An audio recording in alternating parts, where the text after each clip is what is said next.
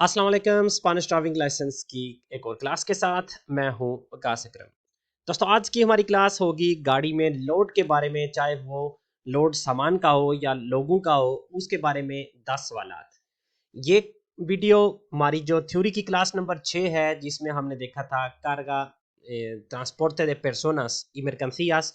तो उस क्लास में आपने जो कुछ सीखा था उसके बारे में 10 क्वेश्चंस हैं, ताकि अगर कोई बात रह गई हो थ्योरी क्लास में तो इन क्वेश्चंस में आपको उसकी और ज़्यादा समझ आ जाएगी। तो आइए आगाज़ करते हैं आज की क्लास का, जो कि है गाड़ी में लोड के बारे में 10 सवालात की। पहला क्वेश्चन है हमारा ये: ¿Con qué edad se puede llevar a un menor en una motocicleta o ciclomotor? कितनी एज का एक बच्चा होना चाहिए जिसको हम अपने मोटरसाइकिल या सिक्लोमोटर में ले जा सके। यहाँ पे कोई चीज़ भी नहीं लिखी कि अपने वालिद के साथ, वालदा के साथ, तुतोर के साथ। इस वजह से नीचे मैंने लिखा है नॉर्मा जनरल। जब आम तौर पे क्वेश्चन किया जाता है तो ये होता है कि आम तौर पे कानून क्या कहता है। कुछ एक्सेप्शंस होती हैं जिनकी मैंने थ्योरी की क्लास में बात की थी, लेकिन एक्सेप्शंस को छोड़ के नॉर्मा जनरल क्या कहता है कि बच्चे की एज कितनी होनी चाहिए ताकि आप उसे मोटरसाइकिल में पीछे बिठा सकें। ऑप्शन ए कह रहा है 12 साल, ऑप्शन बी कह रहा है 14 साल और ऑप्शन सी कह रहा है द इक्वाल लायदाद, मतलब कोई असर नहीं पड़ता कि आपकी एज कितनी है, मतलब बच्चे की एज कितनी है। तो इसका सही जवाब है ऑप्शन ए, कोमास दे 12 años। बच्चे की एज 12 साल से ज्यादा होनी चाहिए। अगर 12 साल से बच्चा छोटा है तो आप उसको मोटरसाइकिल के पीछे नॉर्मा जनरल ये है कि आप नहीं बिठा सकते। लेकिन इसमें कुछ एक्सेप्शंस हैं वालदैन के हिसाब से या लीगल ट्यूटर के हिसाब से, तो वो आप डिटेल के साथ थ्योरी की क्लास नंबर 6 में देख सकते हैं। अगला सवाल कह रहा है: इन los vehículos no destinados exclusivamente al transporte de mercancías।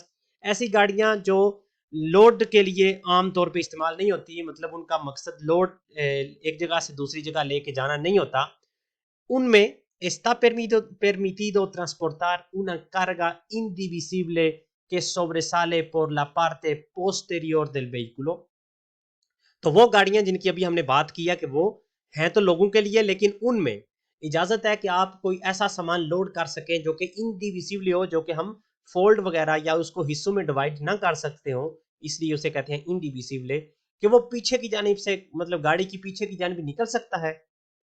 मैं क्वेश्चन दोबारा रिपीट कर देता हूँ आपको, मतलब ट्रांसलेशन उसकी। सवाल ये कह रहा है कि ऐसी गाड़ी जो कि सामान लोड करने के लिए नहीं होती, बंदों के लिए होती है, मुसाफिरों के लिए होती है, तो ऐसी गाड़ी में हमारा सामान गाड़ी की पिछली साइड से बाहर निकल सकता है। ऑप्शन ए कह रहा है नो, ऑप्शन बी कह रहा है सी, hasta un 10% de longitud del vehículo। हाँ, निकल सकता है, गाड़ी की जो लोंगिट्यूड होगी, लंबाई होगी, उसका 10%। और ऑप्शन सी कह रहा है सी, निकल सकता है 15% गाड़ी की लंबाई। तो इसका सही जवाब क्या है? यहाँ पे हमने कुछ चीजें क्लियर करनी है। सबसे पहले ये है, हमें कहा जा रहा है कि ये गाड़ी ट्रांसपोर्ट के लिए नहीं है, मतलब ये लोड के लिए नहीं है, ये लोगों को एक ट्रांसपोर्ट करने के लिए है, ये मुसाफिरों के लिए है, सामान के लिए नहीं है स्पेशल तौर पे। तो ये क्यों हमें कंफर्म करना लाजमी है? क्योंकि थ्योरी की क्लास में हमने देखा था जो डेस्टिनादो ट्रांसपोर्टे होती हैं उनके लिए एक कानून है, और जो लोगों के लिए होती हैं उनके लिए दूसरा कानून है, जो सामान पीछे या आगे निकलता है उसके लिए। तो यहाँ पे हमें ये क्लियर कर रहा है कि ये गाड़ी एक ऐसी गाड़ी है जो कि मुसाफिरों के लिए, सामान के लिए नहीं। तो उसमें पीछे की जानिब सामान निकल सकता है अगर हमारा सामान इनडिविजिबल है। ये भी एक बहुत जरूरी चीज है, क्योंकि अगर वो चीज फोल्ड हो सकती है या उसे हम डिवाइड कर सकते हैं तो फिर इसका जवाब एक होता है, अगर ना हो तो फिर जवाब और होता है। तो इस तरह से इन सारी चीजों को मद्देनजर रखते हुए हमारे इस क्वेश्चन का सही जवाब है ऑप्शन सी, 15%। अगर यहाँ पे इनडिविजिबल की जगह पे होता, सिर्फ सारा क्वेश्चन सेम होता, सिर्फ यहाँ पे डिविजिबल होता, डिविजिबल मतलब डिवाइड कर सकते हैं, तो फिर इसका जवाब होना था ऑप्शन बी, 10%। लेकिन अगर इनडिविजिबल हो तो फिर जवाब है इसका ऑप्शन सी, 15% ये गाड़ी के पीछे की जानिब सामान ये निकल सकता है। अगला सवाल कह रहा है प्रेफरेंtemente, मतलब बेस्ट क्या है, donde debe colocar la carga de en un turismo। एक कार में हमें सामान कहाँ रखना चाहिए? प्रेफरेंtemente मतलब बेहतर क्या है? ऑप्शन ए, इन el interior del vehículo, गाड़ी के अंदर। Option B en el maletero, डिग्गी में। और option C en la vaca correctamente señalizada, वाका कहते हैं ये गाड़ी के ऊपर जो हिस्सा लगाया जाता है सामान लोड करने के लिए कार के ऊपर, उसे कहते हैं। तो फिर क्या हुआ इसका सही जवाब?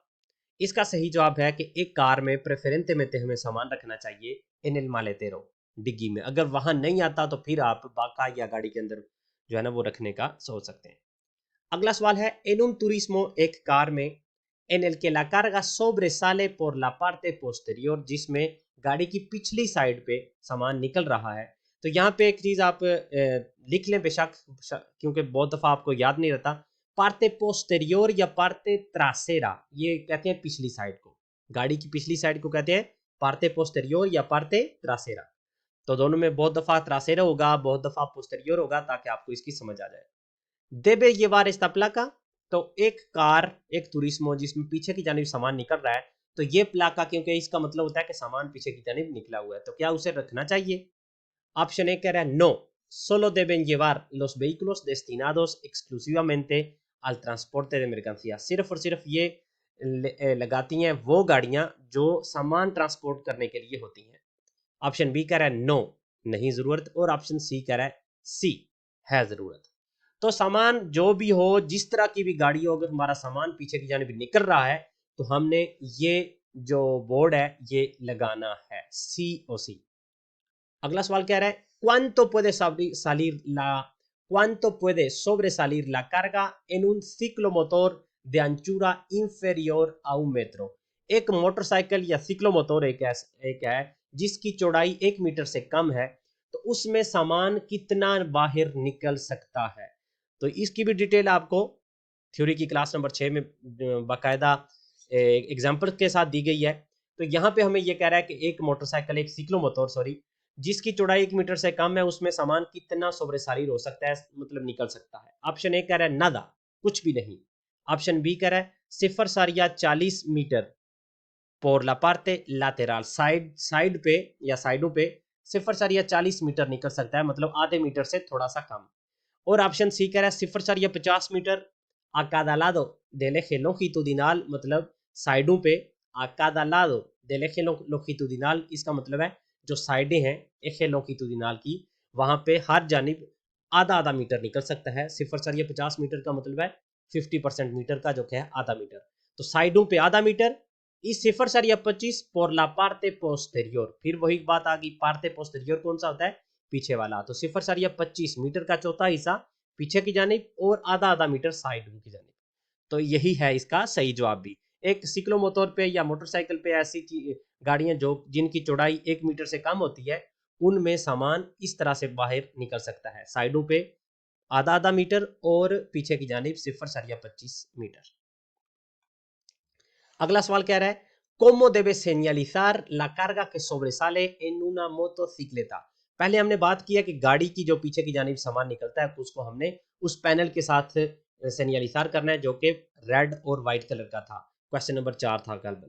तो अब मुझे कह रहा है कि ये मोटरसाइकिल पे अगर सामान निकलता है बाहर, जैसा कि हमने कहा है मोटरसाइकिल पे सिर्फ आधा मीटर इस जानिब, आधा मीटर इस जानिब और 0,25 पीछे की जानिब निकल सकता है। तो इसको हमने सेनियलिसार कैसे करना है, उसके निशान कैसे लगाना है? ऑप्शन ए कह रहा है en las motocicletas la carga no es necesaria señalizar, मोटरसाइकिलों पे इसके सेनियलिसार करना जरूरी नहीं। ऑप्शन बी कह रहा है con un panel reglamentario en el extremo de la carga, जो सामान है उसके एंड पे एक पैनल रेगलामेंटारियो, जो अभी पहले हमने देखा है। और ऑप्शन सी कह रहा है de noche con una luz roja por la parte trasera, रात को पीछे की जानिब एक रेड लाइट लगाकर। तो इसका सही जवाब है ऑप्शन ए, मोटरसाइकिल ये वाहिद गाड़ी है जिसमें जो आपका कार्गा होगा उसको सेनियलिसार करने की जरूरत नहीं, उसका निशान लगाने की जरूरत नहीं। अगला सवाल कह रहा है en un vehículo de más de 5 metros, एक ऐसी गाड़ी जो कि 5 मीटर से ज्यादा लंबी है, destinado al transporte de mercancías, जो सामान लोड करने और सामान एक जगह से दूसरी जानिब ले जाने के लिए इस्तेमाल होती है, una carga de longitud indivisible puede salir, sobresalir, तो सामान जो कि इनडिविजिबल है, जो कि हम डिवाइड नहीं कर सकते, फोल्ड नहीं कर सकते, वो कितना निकल सकता है? एक ऐसी गाड़ी जो कि ट्रांसपोर्ट के लिए, आपको फोटो में भी नजर आ रही है, ट्रांसपोर्ट के लिए गाड़ी जिसकी लंबाई 5 मीटर से ज्यादा है, तो उसमें सामान कितना निकल सकता है। तो ये सारी चीजें इसलिए बताई गई हैं कि पहले हमने क्वेश्चंस देखे थे कार के बारे में, वो ऐसी गाड़ी है जो कि ट्रांसपोर्ट के लिए नहीं इस्तेमाल होती। अब क्वेश्चन आ गया है ऐसी गाड़ी जो कि ट्रांसपोर्ट के लिए है, तो इसलिए इसका जवाब मुख्तलिफ होगा, इसका कानून डिफरेंट है। तो ट्रांसपोर्ट के लिए जो गाड़ियां होती हैं उनमें हमने ये देखना सबसे पहले कि वो 5 मीटर से ज्यादा है या 5 मीटर से कम है उसकी लंबाई।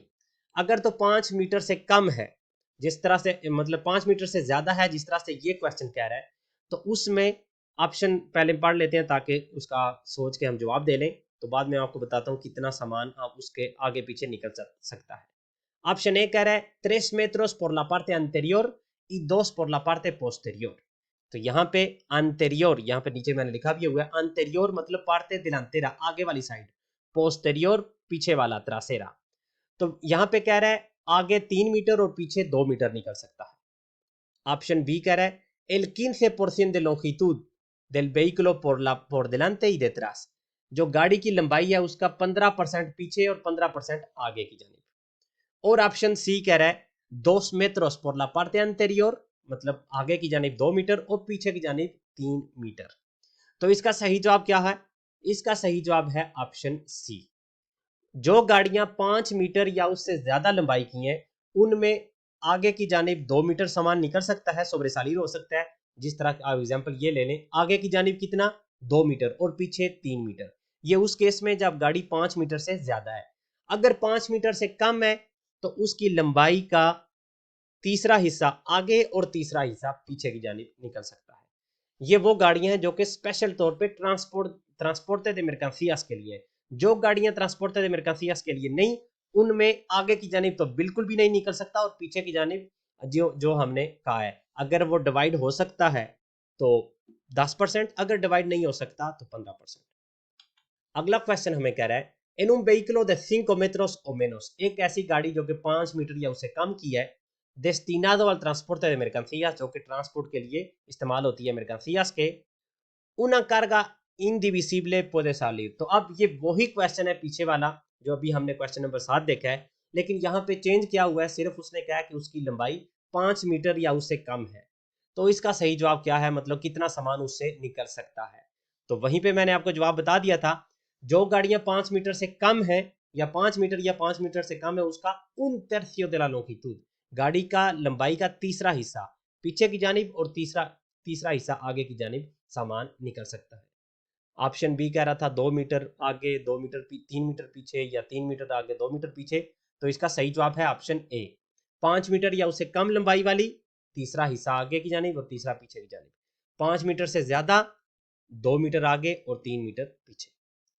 अगला सवाल ये कह रहा है de noche रात को, además de este panel, इस पैनल के अलावा hay que poner algo más para señalizar la carga que sobresale por detrás।